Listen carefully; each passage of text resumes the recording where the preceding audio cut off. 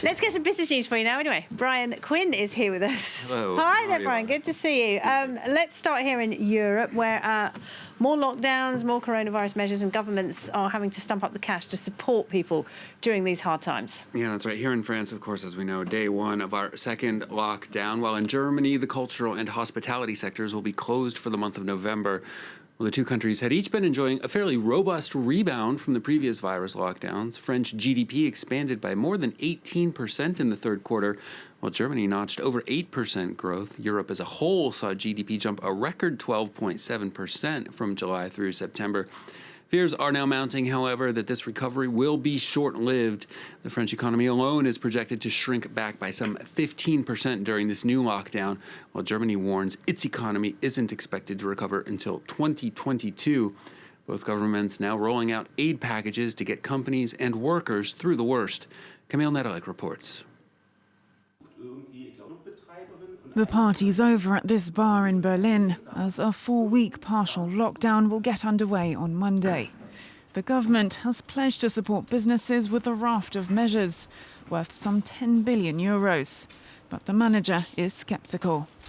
Die Hilfen und die Überbrückungshilfen, die es bis jetzt gab, haben nicht für alle Gastronomien, haben nicht für alle Clubs, haben nicht für viele Branchen einfach nicht gewirkt.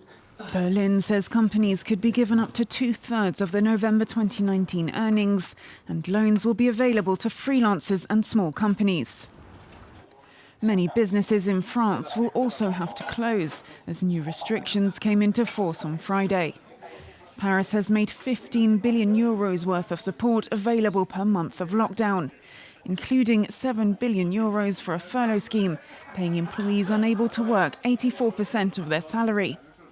6 billion euros to support small and medium-sized businesses who've lost large chunks of revenue due to lockdown.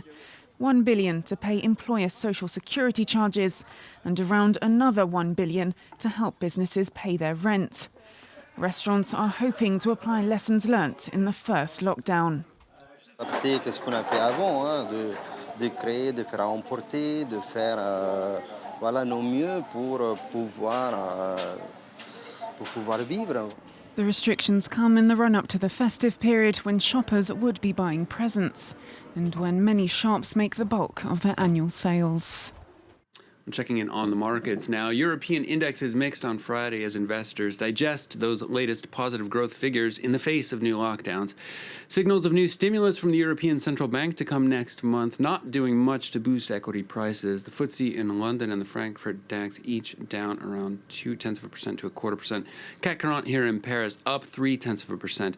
That despite shares in Air France KLM losing around 2.25% as the Franco-Dutch airline group books a 1.7 billion euro loss for the third quarter. Well, to China next, where the ruling Communist Party has wrapped up its latest plenary session. High on the agenda there has been the nation's new 5-year economic plan. Among the plan's highlights released, a focus on building self-reliance in the tech sector. China's ongoing trade war with the U.S. has brought not only tariffs and bans on Chinese telecoms equipment in Western 5G networks, but also bans on the sale of crucial U.S. chips and other high-tech components to companies like China's Huawei. Well, China providing few details Friday on how it plans to achieve that self-sufficiency in tech, but the motivations are clear. Take a listen.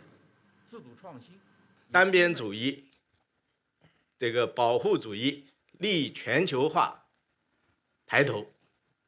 不稳定、不确定因素增加，使我国发展呢，这个外部环境复杂严峻。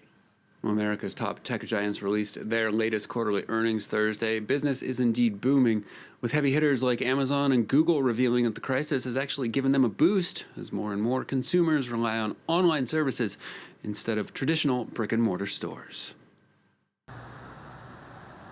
As the world went home and got online, global tech firms turned out to be the big winners of the coronavirus pandemic. The quarterly combined profit of Apple, Alphabet, Facebook and Amazon has hit $38 billion. Amazon sales in the third quarter surged by 37% as compared to last year, and profits tripled to a record $6.3 billion. This as families increasingly turned to online shopping. But Amazon warns that the COVID-19 crisis has also cost the firm some $2.5 billion. Facebook saw users jump 15% from last year, although its North American users dropped, which the company warns is a longer-term trend. As businesses return to spending on online advertising after a dry spell in spring, Alphabet, the parent company of Google, saw profits jump by almost 60% to $11 billion. At Apple, things are less rosy, but the firm says its 20% drop in iPhone revenue is due to buyers holding out for the latest 5G-enabled iPhone. Both Alphabet and Facebook warned that despite strong quarterly gains, 2021 could be a difficult year as the effects of the pandemic continue to be felt. And lawmakers threaten to take action against big tech over competition concerns. Well, here's some more of the day's top business headlines we're following for you at this hour. Exxon is set to reduce its global workforce by 15%. The American oil giant says 14,000 jobs are on the chopping block as demand has cratered during the coronavirus pandemic. Exxon lost nearly $1.7 billion in the first half of 2020. Instagram is making changes to its platform to prevent the spread of fake news ahead of next week's U.S. presidential election. The Facebook subsidiary says it will temporarily remove the recent tab from hashtag pages. Researchers say such automated amplification of content can lead to the rapid spread of disinformation. And Walmart has removed guns and ammunition from its U.S. store shelves. The retailer says the move is aimed at protecting customers and employees as civil unrest has mounted in America ahead of Election Day on November 3rd. Well, finally, for business, Amazon has come to Sweden, and it's off to a bit of a rocky start. First of all, the main site's country selection menu featured the Argentine flag instead of the Swedish one. Then there's the translations, which appeared to have been run straight through an internet translator, and not a very good one even. The Nintendo Switch console listed as the Nintendo Circuit Breaker. That is one of the few mistakes that I can repeat for you here on a family channel, such as France 24, as many of the translations ended up as rather vulgar anatomical references. Plenty of Swedish observers pointing out probably wasn't even worth the trouble to translate into Swedish, since most Swedes, and I can speak from experience here, Laura, speak better English than we native speakers do. Yeah, they all speak brilliant English, don't they? What, the mind boggles. I'm trying to think what... There's a theory maybe it was a publicity stunt, but I don't think you would have wanted to go quite this raunchy for a publicity stunt. I think you would have maybe gone a step lower. Technical error. Yeah. All right. Happens to the best of us. Brian, thank you very much indeed. Brian Quinn there. Don't go away. Much more news and headlines coming right up.